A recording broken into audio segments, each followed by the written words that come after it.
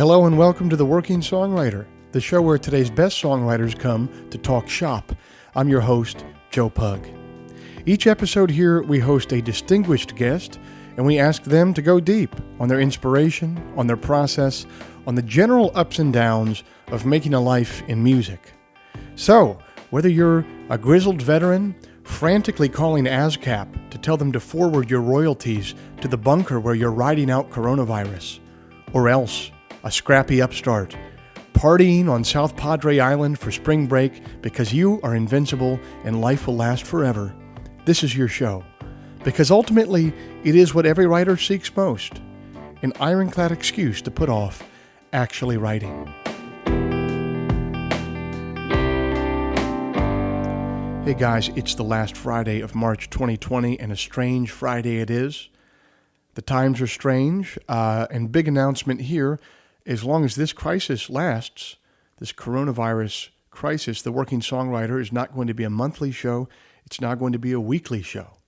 And we're going to be here to talk to the world's best songwriters every week for you here. And as much as possible, we're not going to dwell on the health crisis because even though I've been getting calls and texts and emails from many of you, and I know that many of you consider me to be something of a public health expert, something of a virologist, something of a quarantine engineer. That's not actually the case. And I don't know anything about anything, and I'm just a grizzled songwriter, and the best I can offer you is a little bit of pleasant distraction during this strange time. So we're going to be doing many more shows while this crisis lasts. This particular show is brought to you by Bandzoogle. Built by musicians and for musicians, Bandzoogle is an all-in-one platform to build a beautiful website for your music. I'm old enough to remember when you had to pay somebody called a web developer to get a website made, and it would always be some guy named Anders, and he drove like a black Dodge Neon with an aftermarket spoiler, and old Anders would smoke Camel Crushers in your driveway for about a half hour before he came inside and built you a website for $1,000 that was obsolete in like 3 months. So it's the future now. We don't have to do that anymore. We have nice things now. We have Bandzoogle. Bandzoogle powers the websites of tens of thousands of musicians around the world, from weekend warriors to Grammy winners. It has hosting and a custom domain name, dozens of fully customizable design templates. Plus, now you can do a commission-free fan subscription. You can do commission-free crowdfunding for your next project. So go over there to bandzoogle.com. The Working Songwriter podcast listeners can go to Bandzoogle to try it for free for 30 days. Just use the promo code TWS to get 15% off the first year of any subscription. Now, this would be the part of the show where I tell you where to come see me play music live in the coming months, but I don't think that's going to happen for a long time. So let me just put in a request now. The other way that you can support this show is by becoming a patron over at Patreon. And Patreon is a platform where you can support and basically do a voluntary subscription for pieces of art that you love, programs that you love and find meaningful. And if you've been a listener to this show for a long time and you still have an income coming in and you feel okay, I'd say that this would be a really great month to help me out by becoming a patron over at Patreon. And, if just 1% of our listenership had the means to do that and the time to make it happen, it would help me a lot in this time to keep this show going and to keep the lights on. So thanks to everyone who already supports over there. Thanks to anybody else for considering doing that. And I know a lot of people are in financial dire straits. So obviously, if that's you, you don't need to kick in a thing. We'll be here for free every week. But if that's not you, I'd love it if you went over to patreon.com and kicked in $1 or $2 every month to help me keep the lights on. Okay, that's all the harassment I have for this month. I conducted this interview with Todd a few weeks ago after a packed performance at the Birchmere in Virginia, and the coronavirus issue was not nearly as serious at the time, so that doesn't come up in the conversation at all. Todd is an old friend of mine, and he was kind enough to sit down right after a show at the end of a tour to tell me about his journey so far.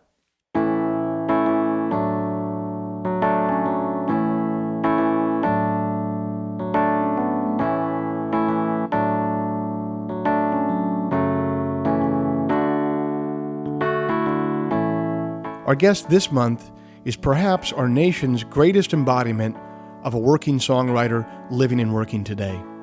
Todd Snider was a student of a generation that came before him. He was personally taught on the road by John Prine, Guy Clark, and Jerry Jeff Walker. And he's also a walking repository of wisdom, wisecracks, and encouragement for the generation coming after him. Todd Snider is the link between an original generation of troubadours and the vanguard of scrappy young upstarts that are around today. If his tour comes within 180 miles of your house, it is practically a civic duty as a songwriter to go and pay tribute, to watch his show and learn, and to be humbled, to be changed. If you're a frequent listener to this show, you'll know that I don't editorialize like this too much about any other writers. And that's because I don't want the show to become too self-congratulatory. But I do save this praise for a small handful of songwriters, of which Todd is surely one. His show and his songs and his presence will change your artistic life forever if you let them.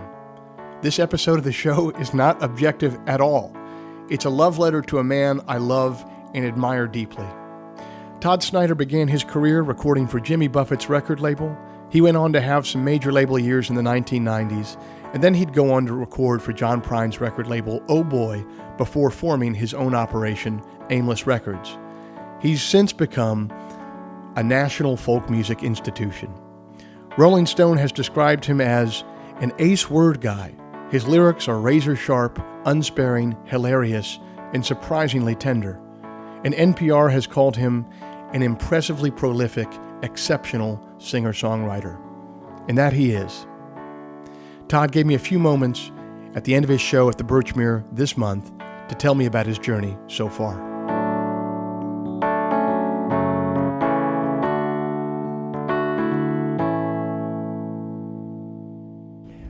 All right. Yeah, that's like... So the one time, I don't know. Yeah. Is it rolling? It's rolling, man. Oh, cool. Ron, great show as always, man. Oh, man, thank you. Great to see you. Yeah, it's great to see you too, man. I realize I'm getting old. It's been 10 years since I opened for you for the first time. Damn. I opened for you at Old Town School of Folk Music 2009, something like that. It many years goes ago. so quickly. Yeah, I feel it's like we've been friends for a long time. Yeah, man. Well, thanks for doing this. You're at the end of, what, a 4-week run at this point? Right that's on, our man. long one for the year. Tonight was the last one. I can tell my throat's a little ready for a rest, but other than that, I could go another week. Yeah, man. Yeah, I like to tour, you know. Do you like touring it? I really do. It's I do different. too. Now that I got little kids, I do it a lot less, but I really like it, man. Yeah. I like mixing it up with people. Me too. My thing is I still hang at like the merch line afterwards and just like rap with people and, I like and mix to it meet up. people on the road, and I like to go walk around in the afternoon, you know. Yeah, and I think it keeps me in touch too. I'm not going to say that I predicted Trump being elected in 2016, but being around the country like that, I definitely felt like it was a lot more possible than most of the people in my coastal bubbles were. Yeah, me know? too. Yeah. Yeah, and there's parts of the country where they just adore that cat. Yeah, there are. And you tour to those places and you play for some of those people, and you're like, well, I disagree with you with a lot of things, but it's really cool in this day and age if you can disagree with people with a lot of stuff and then still come together in a room and do what you just did, which is total communion. Yeah, with, I like with that. Hundreds of people. Thank you. I like thinking that that you can, especially in folk. I like it. Like when crowds are pretty generous with folk singers. I think with our, we'll sometimes sneak that shit in there. Use that. I'll take anything that rhymes and sing it. Yeah. And so if it's political or something, I go like, oh, well, this might make somebody mad, but it's not like rhyming is that so easy that I have it to pick through. I got to get 10, so it's like, sorry, got what I got. But you're different in that way. I do feel like you can, most folk singers could come to a place where it's mostly left-wing people in that kind of bubble, but I feel like, you go through Texas, you could play to Jack Ingram's crowd, you could play to any sort of red dirt crowd that might lean differently, and you can thrive there as well. Why do you think you're able to do I don't that know. when most people can't? I know. I like being in Texas, and those people don't offend me. I'm not offended by people that disagree with me. I like In fact, they could be right. That's what I like about our system, especially like some of these like really complicated issues like abortion. Well, the reason why, it's such an issue is because nobody really knows, and so Yeah. the answer, if somebody had it, that we wouldn't argue, So those things, I like. I don't know. I don't mind when people get into debates. A lot of my family's conservative. I don't mind those arguments, But I don't want to be heavy-handed or like a lecture in any kind of crowd either. I try to keep it to like if it rhymes or if it was part of something that was really inspiring, as opposed to me trying to get some message across. I don't ever want to do that. I feel like you get a ton of messages across, but like you said, there's no lectures ever. It's always in through the side door. Like you kind of open up people's hearts, when you're playing, and when you open up people's hearts like that, they're much more receptive to a message through the side door. And I think that's the only way that you do get a message through. Well, it's hard to tell me. I know it's hard to tell me something the way, say, Steve Earle does it. Although I think he's a master at what he does, and I watch other people enjoy the shit out of it. Mm-hmm. That's an example of someone, or David Crosby is another example of someone who I'm like, 3 chords does not a genius make, does not a poli-science major make. I'm for your opinions, but I don't like to feel like when I'm at the gig, I don't want to feel lectured, So I try to be cool about it when I'm singing my own songs. I try not to just assume that everyone agrees with me. And I, and just also try to remember it's mostly Saturday, it's mostly we're getting out of the house, and I just try to remember that. That's the main reason everyone's coming together, I think, for some sort of effervescence or whatever that is, a collective boil or whatever. Yeah. So I was researching you today, Todd. I was looking into you for this interview here, and I had always been under the impression that your total start was the whole scene down at Cheatham Street with Kent Finlay, who I knew, God rest his soul, right before he passed away, and all that. But then I found this whole different world of you starting out in Memphis for a while and getting signed by Jimmy Buffett, which I had no freaking idea about, because I talked to you about the Cheatham Street stuff. Talk to me a little bit about that Memphis scene and how you ended up on a label of all people. Isn't that Jimmy crazy? Buffett. Yeah. I was living with the Finleys, and my dad was working construction in Memphis, and he was in a bar, and he overheard someone say that Keith Sykes lived near there, and he knew that was someone I listened to. And he got the guy's number, and I sent him a tape. He told me I was good, so I moved to Memphis, got an apartment, just thinking maybe that guy could help me be a singer, Mm-hmm. And he taught me the same way Kent taught me lyrics, and Keith taught me music. They both taught me each thing, but mostly Kent focused on lyrics. And then Keith was like, you need to understand Booker T and the MGs, or you have no why are you fucking with the alphabet? And those two together, I think. But Keith was the one. He was a coral reefer at one time in his life, and he set out to get it. I don't know why troubadours are that way. He set out to make it so I could be one. He just wanted to help. Yeah. I'm sure he got something. I remember he got something out of it. I think he produced the record or something. But it was mostly just because there's a pass it on in this thing. And he introduced me to Jimmy, and then Jimmy took me under his wing for 2 or 3 records. And I still am close to him and his family, and think of him as he didn't want me to do anything in particular. He just was like, do your thing, Yeah. And so my very first records, when I was young enough for somebody to be telling me what to wear and how to sound, Sure. I didn't have that. Yeah. When you say that he wanted you to understand Booker T and the MGs, is that him just passing you a stack of records and saying, study up, boy? Or is that more him going through it with you and saying, you notice how they do a verse here? How explicit was that teaching you were getting from him? Yeah, Keith, I think, was saying that the beat and the melody are really, really important. And at that time in my life, he was like, you don't even think about what the beat's going to be or what the melody's going to be. Mm-hmm. And then he said, listen to Booker T, and they don't have lyrics. I think that's the first thing. He was like, I want you to hear this music that doesn't even have lyrics. Listen to that. Yeah. We don't even need you. So make yourself necessary. And also learn that, because I didn't play in time. And sometimes I would just sing a new melody all the time for my words. I didn't really understand what a melody was. And he was like, you have to sing the chorus the same way every time. That's songwriting, Mm. And I didn't know that at that time. I thought the melody was the chords. And I know that Kent had probably tried to explain it to me. But I wasn't ready to receive that yet. I was just taking in what he was teaching me about lyric writing and meter and inner rhyming and all that, alliteration and all that. So for listeners who aren't familiar, Kent Finlay was a fellow who owned a bar down in San Marcos, Texas called Cheatham Street Warehouse that in Texas and regionally people really revere for this scene that he kind of developed in this open mic that he developed. Very legendarily, he launched the career of George Strait.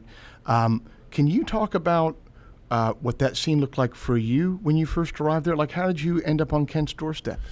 I had moved there with my brother and was working in a restaurant, and I sang a song about the restaurant, and the people there at the restaurant said there was an open mic for people who wrote their own songs. So I went there, and that first night, Kent, he said he told me I was good, and he also asked me if I was staying anywhere, because I wasn't. I just was. Me and my brother were banging around, And he said I could stay out there with that. A bunch of people were staying out there with him. John Arthur Martinez, Jimmy Collins, a lot of like James McMurtry was part of this pack. Oh, wow. Bruce Robeson and his brother. And they just all kind of gravitated to that scene, and there was sort of after parties. And then we went out to his house, and he played John Prine. I'd never heard that. He played Billy Joe Shaver. I'd never heard Chris Christopherson, never heard any of that. Guy Clark. I was just a kid from Oregon. All I knew about acoustic music was Neil Young. And then he showed me Prine. He really said, Prine is, man, who you remind me of. And when he told me I could make a living, I believed him. I don't know why. But then I just stayed at his house. He never made me leave.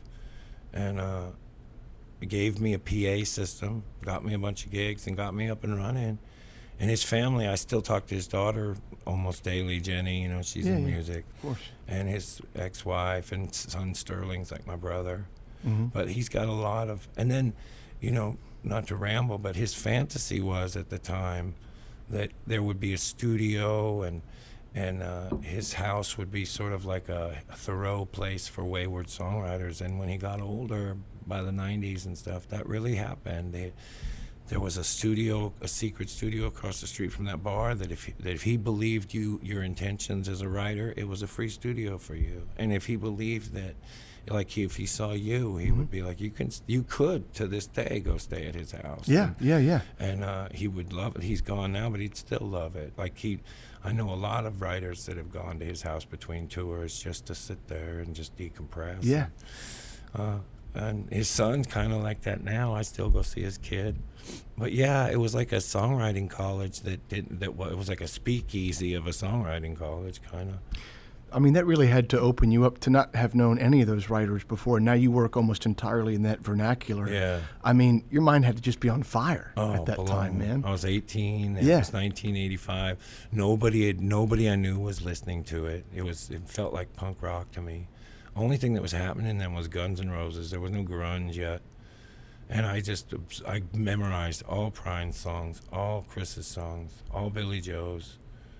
And I still know all those songs. And, I still listen to that stuff, too. How did you, who was your records? What record made you go, fuck it, I'm going for this thing, or I want to do this? I mean, not to be trite here, but John Prine, him sitting on that hay bale. Yeah. My dad got that for me, and then my girlfriend in high school, who's now my wife, shout out to Jamie, she got me the first time Waits record, Closing Time. Oh, and we used to drive to the beach together and listen to that all the time. And I think I think if you were going to grow a songwriter in a petri dish and you had only 2 albums that you could throw at them, those might be a couple That's too. good. Yeah, that would they work. served Or you bringing well. bringing it all back home. But Those yeah, ones that are really weird. did it for me. Yeah. That really did it for me. That John Prine. I mean, the stories that he would tell in that stuff, I just didn't know. I thought that was like the domain of literature, basically. Yeah. Yeah. And I still think that he's, especially, of all my heroes and stuff, what the most consistent artist, I think. And for my money, the best lyricist, I guess. I think that, like, most of his friends think that, too. Yeah, man. So I'm not insulting anyone. No. He's probably the top one. And, have you been around him? No, I haven't really. I almost signed with Oh Boy. That's a whole other story, though. Oh, But, yeah. maybe Was we Al can- alive? Yeah, There Al you was go. most definitely alive. Al tried to buy my publishing in perpetuity for $20,000. Yeah. That guy was a legend in and of himself. The thing was, I could tell the whole time he was trying to screw me, but he was so charming as he tried to screw me. I'll tell you what. You know what he said to me once? I think I've told this story in the podcast before, but it bears repeating. One time, we were in his hangar. He has this huge hangar full of hot rods. Yeah, oh, he was really coming for your shit, man.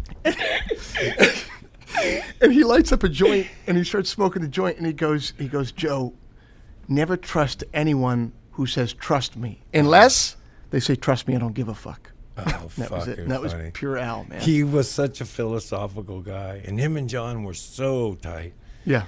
And then, boy, he managed me for 5 years, and I learned so much from both of them, and yet I always used to say, I'd say this to him, if there was a manager on The Simpsons, they couldn't fucking draw it better, because they'd use your voice. He'd say, let's do lunch. He'd say, that's it. What else do you? He'd say, let's do lunch, babe. I'm like, that's like a cartoon. But there was something so sweet about him. And boy, he was good to me. I was a troubled young guy, so those two both helped me a lot.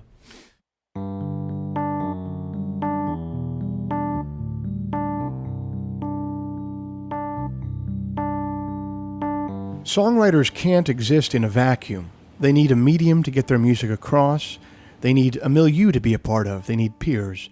And they also need an older generation who can nurture talent in its infancy. Those patrons of young writers tend to be coffee shop owners or club bookers or open mic hosts. And one of the most iconic of those was a club owner and songwriter from San Marcos, Texas. Kent Finlay, who made a profound difference in Todd's life, as you just heard, also launched the careers of countless other artists. He provided a welcoming home to Todd, James McMurtry, Stevie Ray Vaughan, Hayes Carll, and most famously to a young, at the time unheralded singer named George Strait. In fact, it was Kent Finlay that drove George Strait to Nashville to record the demo that would be the foundation of his epic career.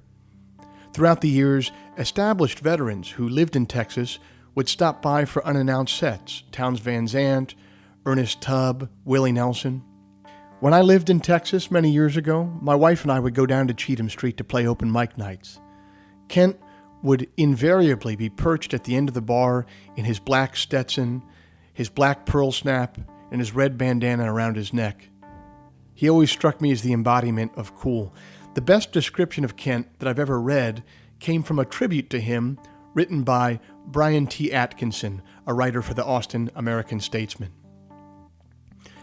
You working on anything new? Cheatham Street warehouse owner Kent Finlay asked that question almost daily for 4 decades.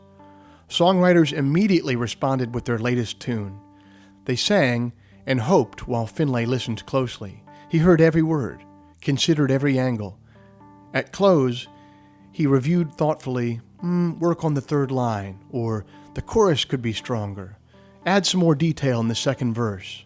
But sometimes, songwriters simply received the nod and nudge they always looked for. That's a nice little song.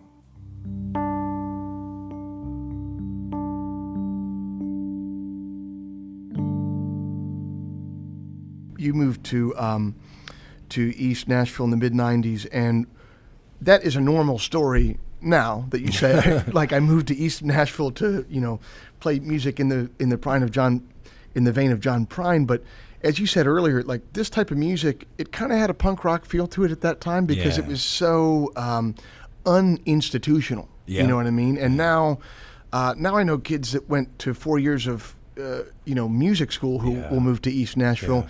So I just want people to understand like what a radical and strange thing that was for you to do at that time. You could probably buy a house for $10,000 in East Nashville in 1995.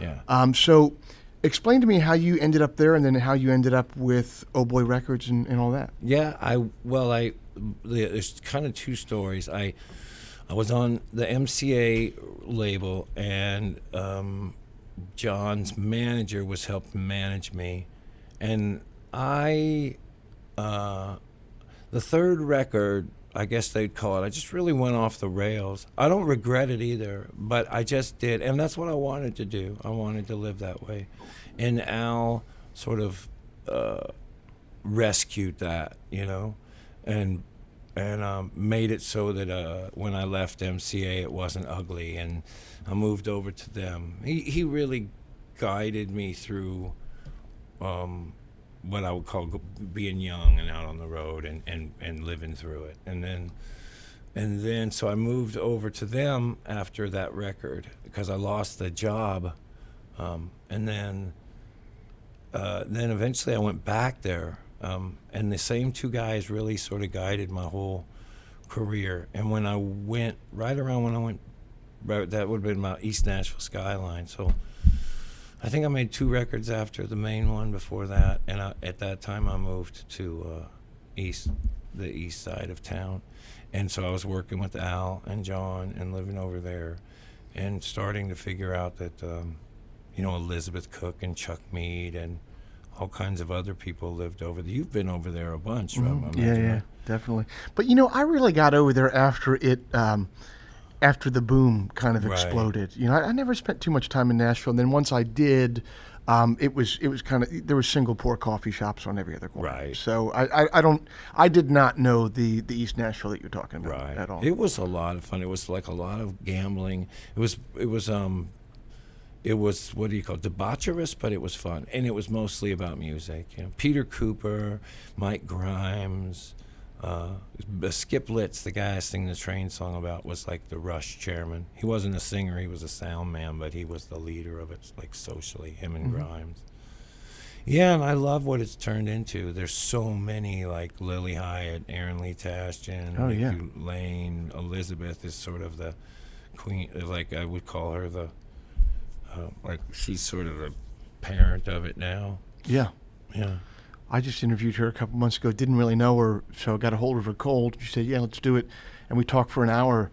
And when I hung up, I was just like, I've never more wanted to be someone's friend in my entire life. Yeah, like, she's a good chick, man. She's vibrating at a different. Oh, that's gonna make her happy. Different thing, man. Yeah, And, I agree. And this whole fact that she used to be.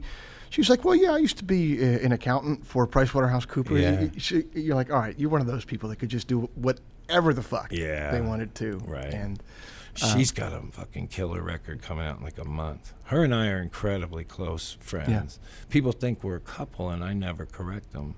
But why would I, right? But her and I are just close. Yeah. Family-like close from all our East Nashville days. And then we went through these divorces together that was hard on both of us. But and then we were in the East Side Bulldogs together too, which is this cover band. It's like 50s rock, almost the whole neighborhood. In the old days, that was fun. We used to do it all the time. Have this sort of jam, like a 50s rock jam. Yeah. Bobby Keys would come, or the Rolling Stones. He'd play sax. Yeah, no rehearsals. It was really fun. There wouldn't be anybody there but our friends. One time, I was playing. I'm sure you've played that place, Fitzgerald's in Berwyn, outside of Chicago. Yeah. Just changed hands, by the way, to a good guy I know in Chicago, a guy named Will. Anyway, they had that big 4th of July fest every year, and Keys was playing with Joe Ely. Yeah. And I was playing early in the afternoon, so of course I had to see Ely, and I had to see Keys play. Yeah. And Keys came off the side of the stage for a set break, and I was just waiting there like a little like a little church boy. Like I just wanted to repeat to him all the things that I knew about him, and what records he played on, and I kind of started into that routine. And he just slapped me on the back, and he just goes, "Buy me a shot of tequila, boy." Oh God, I love him. And for every shot of tequila I'd buy from at the bar, he'd give me like one more Keith Richards story or whatever. He was so nice to us. I'll tell you what he said. One thing I remember that he said was when I first met him, I was bumming him. I got a call from Dan Baird that said, "Man, you got any pot?" Yeah. And I said, "Yeah." And he said, "You want to meet Bobby Keys?" I was like, "You're damn right I do. I've been waiting for this moment." So I went to the bar and I gave him some pot, and he asked me if I was a musician. I said, "Yeah, I play smaller stages than you." And he said, "Well, you can only take up this. We take up. What did he say? Something about you can only take up the same amount of space that you take up, or whatever." He just went right back to I thought it was some humble thing. And then he joined up and started playing with us, and he wouldn't look at the set list or anything. And it was covers, so he'd have some where he'd just look down at the set list and look at me like, "No." He'd be like, "I don't like those guys," or "I don't like that song." That would be it. He'd go, "Let's ask somebody to buy him a shot." That's pretty much the vibe, man. Did you, when you moved to Nashville, was there any thought of like, well, maybe I'll stick around here and write songs for other people, or was the vision always what you're doing now? Like what you've built now, it's an institution. I mean, man. It's a total institution. People come to warm their hands at the fire of these songs that you play, whatever's on the new record, and then, the 10 songs from the back catalog that have to be played. Yeah. That's what you've built. Was there ever an alternate path in your mind, or was this something that you had always kind of planned on and executed? To travel. My main thing was wanting to travel. That's what I felt like Jerry Jeff did it for, and I never lost sight of that. I just wanted to be on the road, Yeah. And then I always thought if I took a writing job, I'd let go of the road and I'd lose it, So I wanted to, just wanted to stay out. Even sometimes when it wasn't in my best interest, I was just stay out. I'll bet. Would you say? I mean, you mentioned Brian earlier as the hugest influence, but and an influence in your life. But you have a pretty deep connection with Jerry Jeff too. Yeah. When did that come about, and how has that gone down through the years?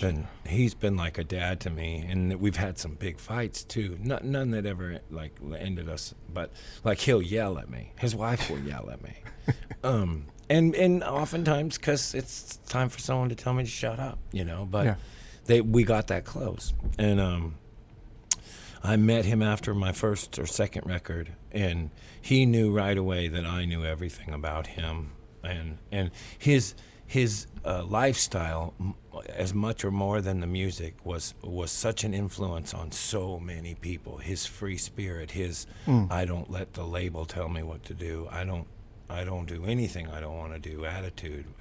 There was a sound to it. And not in a negative way. He was just free, like Hunter S. Thompson. And when I met him, it was the same. And he was just ready to go. And also, like, he'd wake up in the morning and play his guitar. And a lot older than I am now. He was probably not a lot older, but he's in his 50s. And to this day, he gets up and sings. And then he has taught me a shit ton about performing. We talk more about performing than songwriting, and then a lot about traveling and that kind of thing. A lot about this lifestyle. You know what that part. Backstage. I got a lot I want to ask you about performing on that end, but before I get there, what did you kind of learn from him on the traveling end and how to keep it together? Like, what are some of the routines that he had, or lack of routines, that you kind of took on yourself? It really was, don't try to be sane. Don't get involved in any other part of it but that one part that's singing. Don't hang around. Get in trouble. Do it. Like, don't go pro. Yeah. Go crazy. And have, like, make fun the main thing, because that, or adventure was the main thing, more than the gig. And there's a lot of pressure sometimes for the gig to be really a big thing. But Jerry Jeff's like, no, the main thing is we're in Florida. because we sing. Yeah. And sometimes that means you're late for the show because you're swimming. Yeah. Yeah.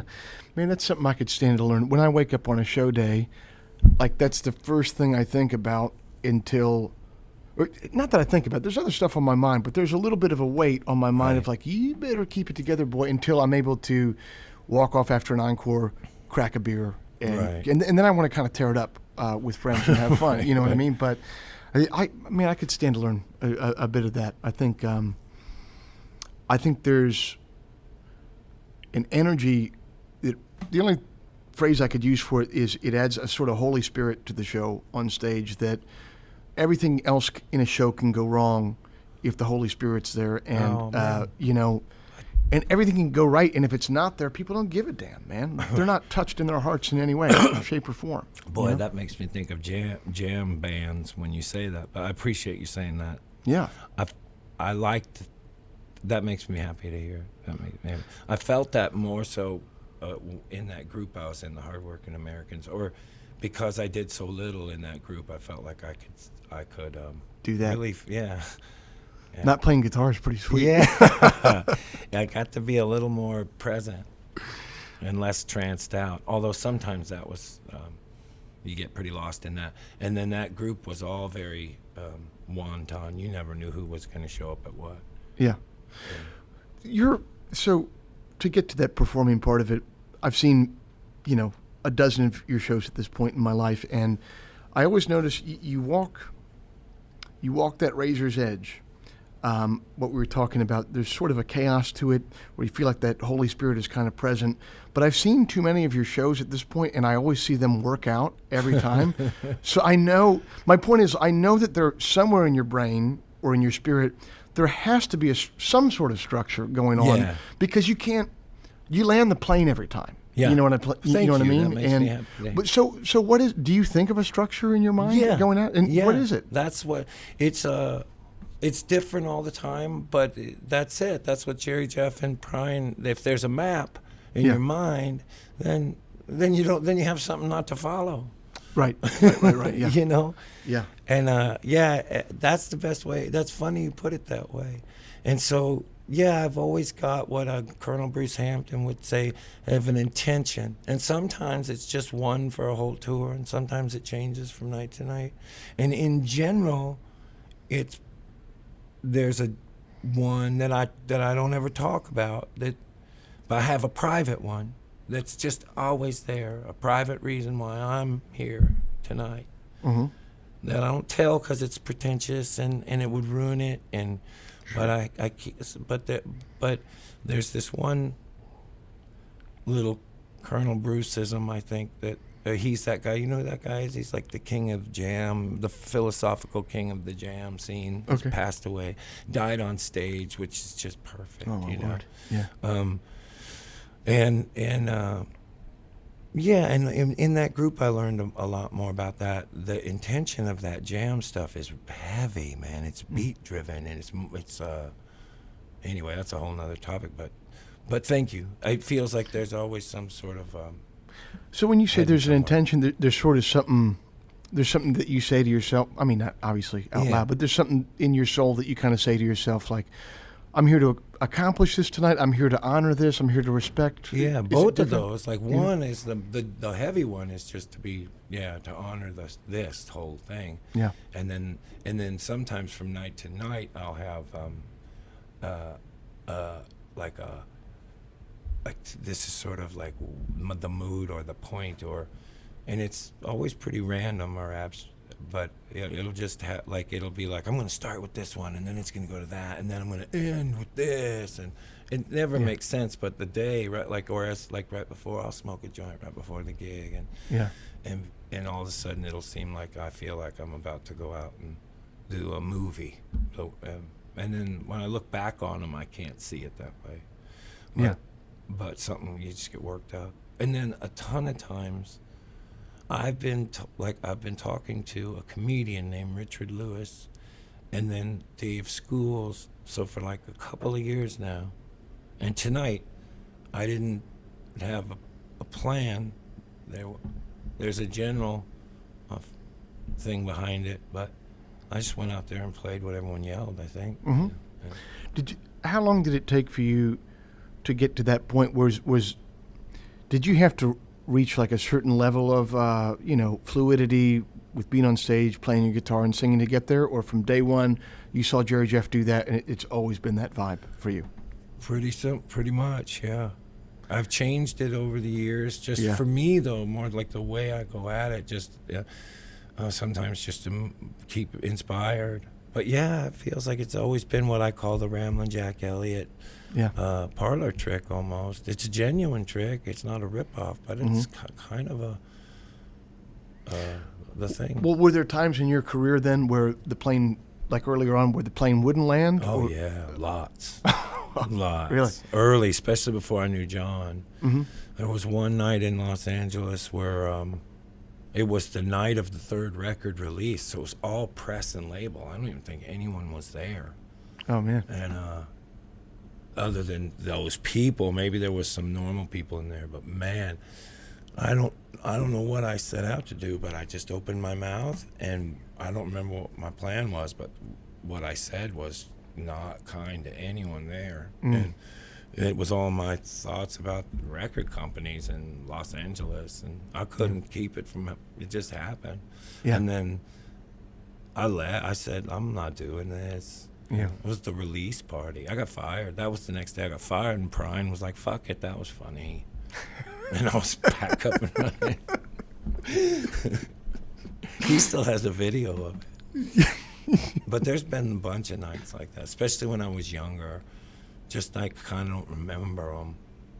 Sort of some fight or flighty thing must have happened or something. Trying right in the middle of the...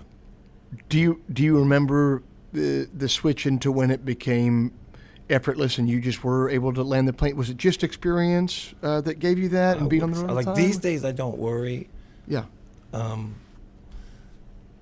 enjoying this conversation. At some point, I did stop. It's been a while ago now. Yeah. I stopped worrying if it was going to be okay. I wouldn't say worry would be the word, because I can honestly say from the beginning, I don't think I gave a shit if it all came apart. Like in the big picture. Only recently, really, did I start to give a shit, and that's more out of sort of respect for the people that work so hard to plan all this stuff. Yeah. Those people were just... but that's a good question. I don't know. That's a good question. I don't even know, because I always hope... yeah, but I should say lately, in the last few years, I've really been enjoying the shows, and they seem like they're all going well, or people say they are, but you never know, you know. I go through phases. Something could happen to me personally, and then the shows will get jacked for a while. Really? Yeah. Well, I guess that is because if you are going on stage and you're just... If what you're describing is your show is you're up there and you're a filament of a light bulb and you're vibrating to your vibration, then you're very, trying to bifurcate, work and home life, like that's not gonna be a deal that you're gonna be doing. There isn't that. There's no pro to it. Right. Not There's the no way there I you do go. it. It's just you kind of leave the house. I don't really sometimes even know when the tour's starting or any of that. Or I won't always even take clothes. I'd see it as a way to just let go of reality, and I still like it for that reason. Dude, that's fucking old school, man. Brother, there's not... I mean, not just in music. I mean, mainly in music, that's where you really feel this, but just to hear you talk about it like that, I mean, I just think about every facet of my life now and how little of my life do I come into contact with an ethos like that. Like so much stuff is planned. Like even when I was a kid, like I was born 1984, so I'm the Goldilocks generation, man. I was born without the internet. Thank God. Thank God, man. Yeah. I was born without the internet. And just so much of my first 10 or 15 years would just be filled up with like not having anything to do. You just sit in a room and now, like, I mean, obviously, I'm an adult now. I'm a parent. I'm a husband. Like I have responsibilities, but I even look at like kids these days. There's always shit to do, man, and there's always a game plan. Yeah. There's always a beginning, middle, and end. And what you're describing right now, I mean, you're doing a radical reversal of that. Yeah. But back in the day, there would be like less radical, like daily life just seemed like that a little bit more back in the day. For sure. You know what I mean? Yeah, just as an example, in the 70s, concerts just sort of started when they started. Yeah, man. And then on one day it was like, no, if it's at 8, you're on at fucking 8. Well, fuck, who's going to get Steven Tyler? yeah. But, and I remember going to concerts where they would be 2 hours after the start time. The band would be like, all right, let's do it. But, and, Jerry Jeff used to say, it's honorable of you to take, well, he would say, be careful, because it's a different time. You're trying to live like we used to, and it's a different time. That was in the 90s or like that, he would say, man. They don't let you miss the plane anymore. I remember him saying that. Yeah. Well, if you said that in the 90s, we're in a whole different place. Yeah. I mean, yeah. That was what I signed up for, I think, more than anything else. Because I wasn't going to get money anyway. Yeah. So I was just sort of looking for good times. Yeah, but, I mean, you certainly have left the pro out of it to describe it like that, but I don't know, man. Like I said, like, I've seen you in 12 different cities, 12 different shows, and you bring this thing out of people every time I've seen it, you know what I mean? And it's just so interesting that you could come at it from a place of almost being radically not wanting consistency. Yeah. And then doing it for long enough so that it kind of ends up that way in different ways every night, That's funny. That's pretty cool. I hadn't thought about that. And it feels like lately that really feels like the shows are getting trenched. Yeah. They're getting really easy. And I like it like that. They're fun.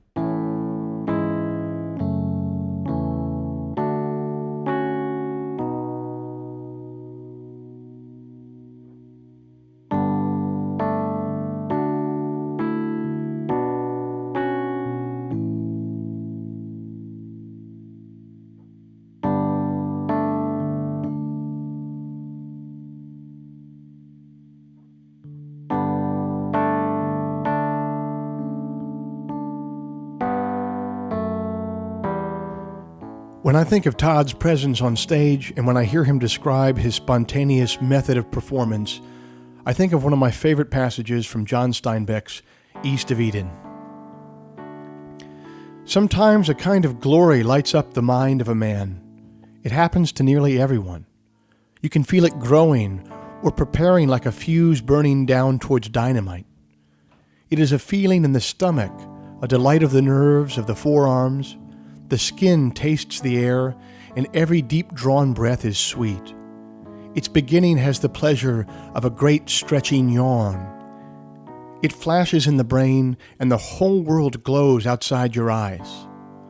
A man may have lived all of his life in the gray, in the land and the trees of him dark and somber. The events, even the important ones, may have trooped by, faceless and pale. And then the glory, so that a cricket song sweetens his ears, the smell of the earth rises chanting to his nose, and dappling light under a tree blesses his eyes. Then a man pours outward, a torrent of him, and yet he is not diminished. And I guess a man's importance in the world can be measured by the quality and number of his glories. It is a lonely thing, but it relates us to the world. It is the mother of all creativeness, and it sets each man separate from all other men.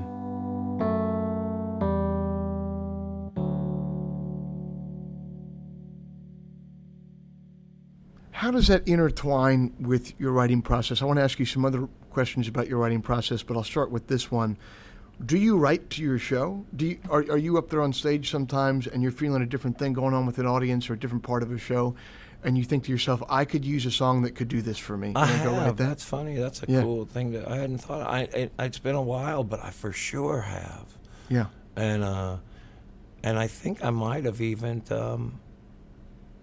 had I Know the Devil's Backbone Tavern. I have a song where when I came up with it, I also knew that I was going to introduce it. Mm-hmm. You know what I mean? I was Yeah. This thing has a story to start it. But yeah, mostly though, I just wake up in the morning and see if there's any songs, and then if after the gig, if somebody's offering to go somewhere that seems like there might be some, I'll jump in the car. Yeah. But the older I get, the less I can do that. Yeah. Well, I feel that. Yeah, I feel that. Yeah. Gotta sleep more. Yeah, man, I'm 35 and hangovers hit different now. Yeah, well, we've been traveling a lot. I saw one time I had to drive a van back from Seattle to Austin one time after a tour. There's no amount of money that could make me do that again now. Yeah. But at that time I needed the $500 or whatever, and I happened to have a night off in Salt Lake City, and you were playing the Stateroom that night. Yeah. And I caught your show there, and we hung for a little bit. But that night, and I know it's a cover you do, but it's become ingrained so much in your set that it's become yours in a way. You played Enjoy Yourself to close the show. Yeah.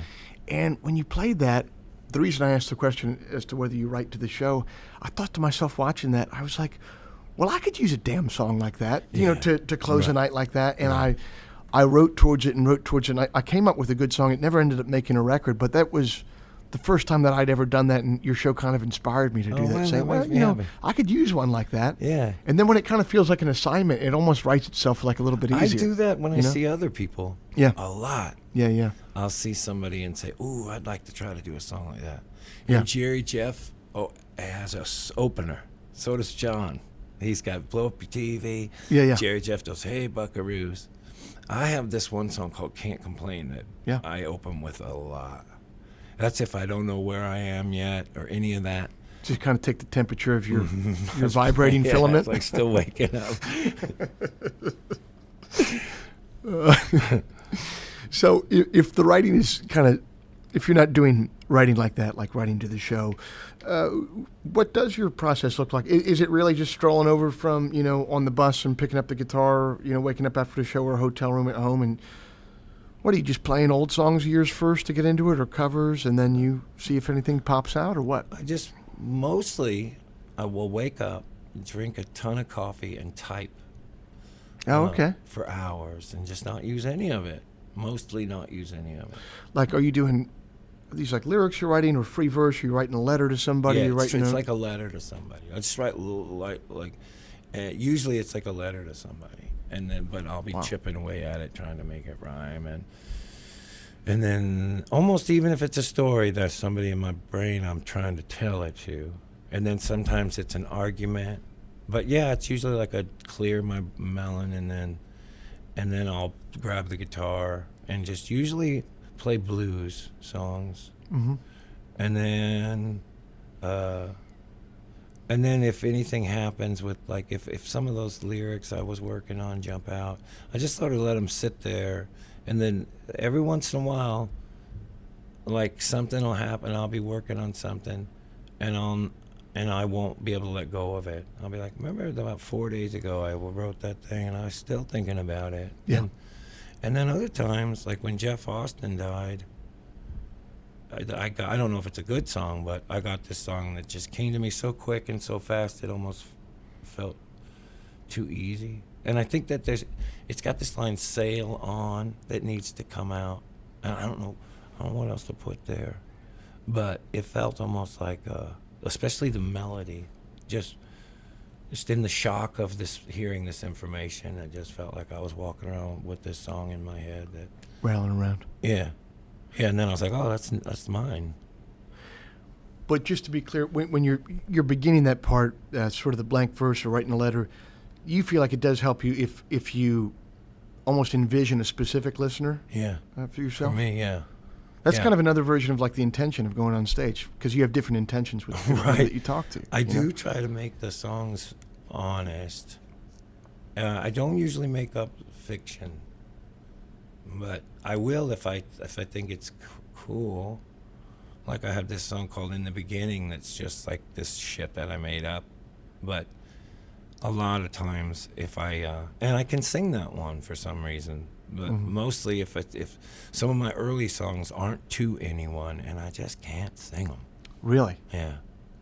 If I can't picture the person, I'm like, what am I doing with these 4 minutes of my life? Yeah. Sometimes you have someone call out one of those songs and you make the mistake of starting to play the other show. And you're like, shit, man. God, it's like an hour till this is over. You're like, it's not a bad song. I just don't, And if they're good songs, it's weird that it does, especially if you've been on the road. The more tired I am for some reason, the more it helps me to play songs where there's faces I can picture while I'm singing them. Do you, and I'll close here with this. You've spoken a couple times about the intention when you go on stage, the intention when you write. Do any of that, or any of those intentions ever sort of a wanting to honor or respect, like you're clearly given a gift. It's just a God-given gift. Well, like there's no doubt about it. And so is any of that just kind of a thank you to a universe or a greater being, whatever you may believe, so. you know? And that's a big thing to say, but yeah, I like to think so. You know? I like to think so. That music, playing music, I think dancing is really just such obvious gratitude. Yeah. Singing, almost as close. Jam and being in a band, it's like people do jam mad, even at each other. Sure. But it doesn't happen very often, and oftentimes when a band is mad, they start playing, and that goes away, because there's something toroidal that they've already built. That there's it's some sort of collective heart that doesn't have anger in it, and they can just turn that on, and now we're you too. Fuck it, right? You know, right? Our band had some of that, and then, but I fucking that made me lose my train. Well, we're just talking about the idea of. Just wanting to kind of like honor a talent. You know, I've talked once on the show. I did a couple of shows back in the day with that guy, Brandon Flowers, who had that band, The Killers. That band, The Killers. Yeah. And so this guy, I mean, you know, their main song is one of the biggest songs in the world. This guy was never going to hurt for money again in his life. You know, no big deal. And yet he stays on the road with a huge crew that he's supporting, you know, band, all this stuff. And his kind of answer to all that was just like, you know, I think it'd be kind of rotten of me for this thing that just came into my life that was given to me and went out into the world. He kind of felt like it would be rotten to just take the money and run, basically. Yeah, that's Buffett. Jimmy Buffett is really very similar cat, very altruistic. Yeah. I also think he's got something with his singing and the ocean, actually, that's like his own connection to his gratitude. I guess that's a good way to put it without saying too much about it. And I think he's got a ton of that. But I was just talking to his niece the other day. I've never met a guy, and so I don't know that guy you're talking about, but those cats that have to learn all those hard lessons through their victories, and they still come out so humble. What do you mean hard lessons through their victories? Like Jimmy hasn't, I mean, I'm sure Jimmy's been knocked down, but a lot of the ways he learned to be kind was through winning and having things go his way and learning what a jerk it was. Not because he'd been pinned against the wall by life and it was time to humble the fuck up. Right. He did it because... Which is how the rest of us schlepped. That's how I learned it. Fuck, man. Oh, man, I'd be such a dick if I had seen success. Really. I think that if I had had success on my first record, I'd have been insufferable. Oh, man. Oh, you better believe it. Wait, now... Did Al Bonetta work with Jimmy Buffett as well? Yeah, he worked with everybody. Well, they were close, and I think that Steve Goodman, who Al managed, Jimmy did some of his songs. And I know they were more like maybe running buddies. Like, you know how now, like, we sort of know our friends' managers and things, too. Right. Some of them are similar in age. John and Al were similar in age, so Al partied with those guys, Yeah, that's right on. I know that Al owned... he had that Stevie Goodman catalog, and so when I was in the office with him, when we were going to like sign with Old Boy Records, it's a big deal, and he was trying to, he very effectively big-timed me and my manager. You know, he said to my manager at one point, he goes, "So what's your other job?"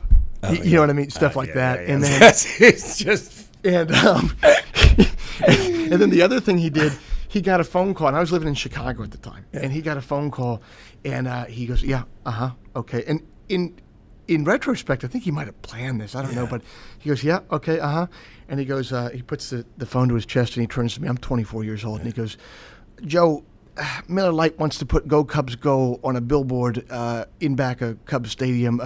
How much do you think I should charge for that? 50,000? 75? Yeah. Like that was his move on me. I feel like if I know, it's like he planned shit like that. He was good for me, but boy, I would see him doing that to people on my behalf. I could always feel him doing it to me. Yeah. I just learned to just live with it, and I never didn't like him. But boy, and he could be tough on me too. He'd come to a show and be like, "What the fuck was that?" Yeah. Okay. Yeah, man. Well, artists need advocates. I'd say most artists that I've met, myself included, so conflict averse. You get to a gig and none of the stuff from the writers there, and or like whatever it is, and you see the people there, and you're like, it's all good, don't worry about it. Then the next day you're talking to your manager, and you're like, what the fuck was going on at that gig, man? Yeah. So you do need people that are okay. Like some people just have the temperament to they thrive in disagreement, and which is insane to me. Yeah, Larry David. Good managers are Larry David like. Good ones. Yeah, they really are. Mine's good. I really like mine. I've had him for a long time. Yeah. He was friends with Al and Bert Stein. Good cat. Man. He's helped me. Been like a father. Yeah. Yeah. He's 75, I think. He managed I think he worked with the Eagles. I don't know if he managed them, but he worked with the company that did. And Warren Zevon was. Man, it seems like you've really had sort of a series. You've mentioned several different guys that have been father figures that have helped you out through that road. That's a beautiful thing that you've had, man. That's my favorite thing about all this. And as I'm getting older, I hope I can be that way for, like, just what is it? Jerry Jeff used to say, your fellow songwriters, man, they lead the police chase to your house. You let them in. You get the guns. You fucking you ask what happened after it's over. Yeah. And I'm like, you're welcome in my house to lead a police chase. Yeah. And that's how I feel like there's some weird thing that I don't know where they got it, the Guy Clarks, but I hope both of us can keep it going, because the Troubadour thing is a real lucky gig. I remember it was that time that I saw you in Salt Lake City. We were rapping afterwards, and you got kind of wistful at one point, and you said, hey, man, how many people you think are doing this? I was like, what are you talking about? And you said, doing this thing that we're doing here, this fraternity, this sorority of people that go on the road and stand up and make shit up in front of people, and people want to hear that. I was like, I don't know, Todd. You were like, is it 400 people? Yeah. Is it 600? Is it 800? It's not that many people, right? Right. And so you were talking about that night, how lucky you felt to just have just a ticket to that small dance. Yeah. You know what I mean? And so I think maybe that's where that camaraderie comes from, is there's not too many people actually really doing this. It's kind of a fucking crazy thing to do. It's the worst idea. It's a really bad idea. I'm raising two kids this way. It's completely irresponsible, but it's so. Once you get used to the water, man, you don't want to get out. I'm not going to work for a fucking boss, man. Are you fucking kidding me, man? Yeah, it's tough. There's no chance, man. Dude, you did this after a show at the end of a tour. I really appreciate it. It's great to see you, brother. Man, yeah, always. Love you too, brother. Great Cheers, to brother. see you.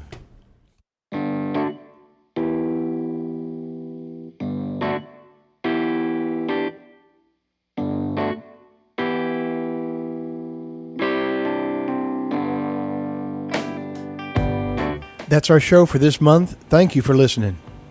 This month's show is brought to you by Bandzoogle, built by musicians and for musicians. Bandzoogle is an all-in-one platform to build a beautiful website for your music. Use promo code TWS, the initials of our podcast, TWS, to get 15% off the first year of any subscription. Todd Snider's latest album is entitled The Cash Cabin Sessions Volume 3, available everywhere music is sold or streamed. If before we meet again, you sit down to write, please remember, an expensive drug habit is not a song, a compelling Instagram account is not a song, and most importantly, reverb is not a song. So let all that take care of itself, and for you, just keep your eye on the song.